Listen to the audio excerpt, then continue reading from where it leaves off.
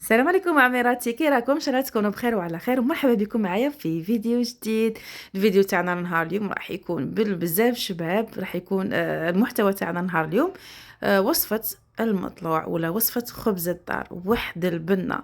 يعني شوفوا كاع شادرت هذا وحده يجي قطني مفشفش، شوفوا ينتكل وحده، تشربوا به القهوة، تفوتوا به الحريرة، وحده البنة وحده الطراوة ما نحكي لكمش.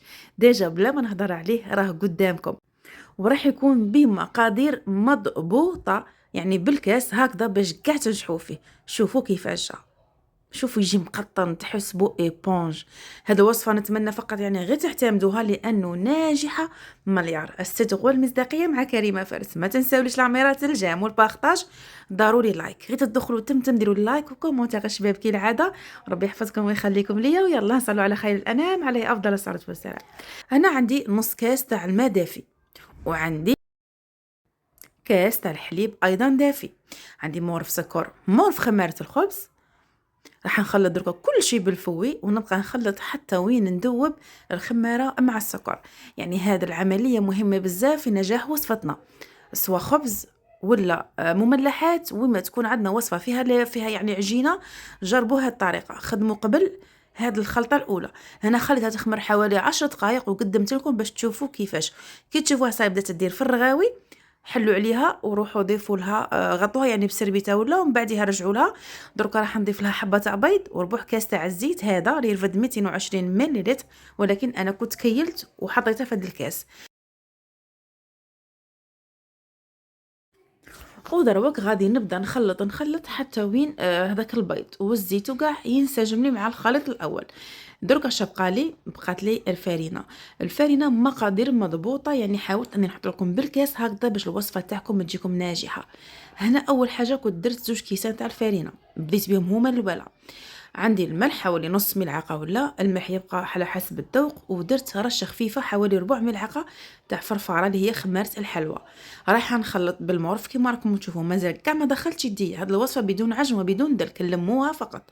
درت الكاس الثالث وهذا الكاس الرابع. انا حاولت اني شويه نسرع في الفيديو باش ما يجيكمش طويل. نبقى نلم هكا ونضيف حتى يعني لابا تاعنا تتلم. هذا الكاس الرابع راح نكمله ايضا، ونزيد الكاس الخامس ما غاديش يدخل لي كاع، تخلي منه ربع كاس فقط. اذا المجموع يعني تاع الفارينه هو 4 كيسان وربع. نعاود 4 كيسان وربع، يعني الكاس هذا تاع 220 مقادير مضبوطه. كاس حليب، نص كاس ما دافي، تدخل لكم 4 كيسان وربع تاع فارينه. هنا لاباط تشوفوا لي راهي تتلاصق، هذا ايضا سر من اسرار نجاح هذه الوصفه. لازم لاباط تاعنا تكون نوعا ما تتلاصق. الان راح ندير لها شويه تاع الزيت، نغطيها كاع بشويه تاع الزيت، ومن بعدها راح ندير لها بابي فيلم وندسوها، يعني نخلوها تخمر باش ندسوها حوالي نص ساعه تكون خامره. شوفوا لي، ما وريت لكم الكاس تاع الفرينه الخامس، يعني تخلي منها غير ربع هكذا، باش حتى ولا كنتي صغيره مبتدئه هذا وين بسم الله ديريها وعينك مغمضين. كاين بزاف على بالي خبز الدار ما ينجحش معاه، جربوا لي هاد الوصفه، يعني الوصفه على ضمانتي. درك اش غادي ندير؟ درك بعد ما خدمنا لاباط وخمرت لنا، راح ندرك نجيبها ونديغازيها باش نفوتو نشكلوها. وهاد المقادير عطاوني زوج تاع الخبز، يعني خبزتين هكا. يعني ننصحكم اللي تبغي ديرها فطور وحشه تضاعف المقادير، لانه هذه الكميه تقدكم يعني غير فطور شابه بزاف، قادرين حتى تكونوا قاعدين تحضروها وتشربوا بها القهوه. غدوه البرد والمشتى راكم عارفين. غادي ندروك نروحوا باش نشكلوا الخبز تاعنا بعد ما يعني نقسموها الى 2. نتوما خلوها شويه تريح، انا تمتم خدمت بها بصح كي تريح بالخف ما تغبنكمش. ودركا بعد ما حليتها راح نرفدها ونحطها، نحط تحتها عفوا ورقه طهي اللي هو بابي كويسون، ونزيد يعني نسوي الخبز تاعي الا كان معوج ولا نسقده. وبابي كويسون تاني يعني راح يساعدني من بعدها باش نرفدها ونحطها في البلا، نرفدها فاسيلمون. دروكا راح نجيب الكوبات، نقسم الخبزه على 4، ومن بعدها كل ربع نقسمها على 3. ديجا الطريقه راهي يعني سهله قدامكم. راح نحطها في البلا ونزيد الخبزه الزاوجه، ها هي بنفس الطريقه نحلوها. يعني اون فوا تخلوها شويه تريح راح بالخف نتحل معاكم غير بيديكم بلا ما ديروا الرولو. نفس الشيء نجيبوا بابي كويسون ونبدو بالكوبات، يعني نعطوها هكاك شغل الشكل فقط. يعني نتوما قادرين كيما راها ديروا لها غير البيض حبه طيبه ولا سانوج ودخلوها طيب، ولكن انا اكيد يعني نبغي شويه كنزين المطلوع تاعي. شوفوا واش غادي ندير.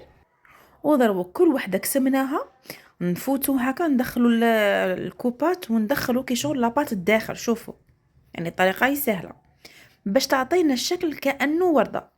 شوفوا شحال جا شباب الخبز تاعي، يبخضو مازال ما دخلش هكذا وراه يسخف.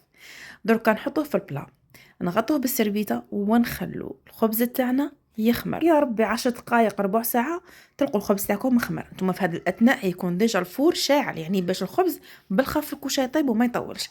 راح نجيب هنا صفار تاع بيضتين، راح ندير لها ثاني 2 مغارف تاع الحليب، قرصه الملح، ونضربوهم مليح مليح. ودرك نفوتوا باش نديروا لا دوغ تاعنا، لانه كما شفتوا في بدايه الفيديو يجي حمر ويجي شباب ويجي بري. هذا هو السر تاع احمرار الخبز تاعنا. ولا اي مملحات ديرهم نفس الشيء، توجور صفرة تاع بيض، هذه قاعده، صفار بيضه، ملعقه حليب ورشه ملح. كل ما تكثروا صفار زيدوا ثاني الحليب. هذه هي يجيكم بالبزاف الوجه شباب. انا درك بعد ما طليناها رشيت عليها السانوج، وانتم قادرين ديروا الشوفان، قادرين ديروا يعني حبه حلاوه كيما تبغوا. المهم الوصفه اعتمدوها وجربوها، لانه على بالي ما غاديش كاع تولوا تستغنوا عليها. من ما تنساو العميرات الجيم والبارطاج للفيديو، لانه صراحه وصفه تستحق المشاهده، بالبزاف شابه وناجحه سيرتو.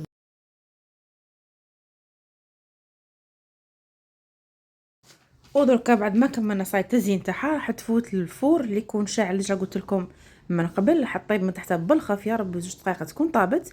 غير طيب من تحت نعاودوا ايضا نشعل عليها تاني من الفوق تتحمر، تخرج معانا هكا خبز الدار مفشفش مفخفخ كيما تسموه سموه.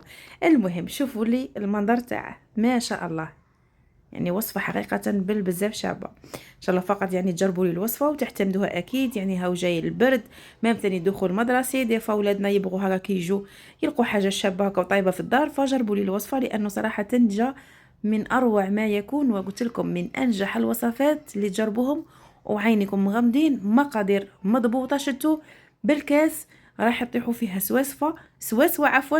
غير جربوا لي الوصفه وما تنساوش العميرات جامل الفيديو بارطاجوه مع العائله والاحباب، لانه على بالي هما تاني يستفادوا منه ماشي غير نتوما. شوفوا لي كيفاش جا هذا مع غرفيه حريره معقوده ما نحكي لكمش. كاش نهار ان شاء الله باذن الله ندير لكم فيديو هكا بالمضلوع والحريره والمعقوده، شان نقول لكم يعني تقالوش رواحكم بلا ضياف عليكم. هذه هي الوصفه تاع نهار اليوم العميرات. ما تنساوليش غير الجيم والبارطاج، يلا تبقوا على خير الى فيديو جديد.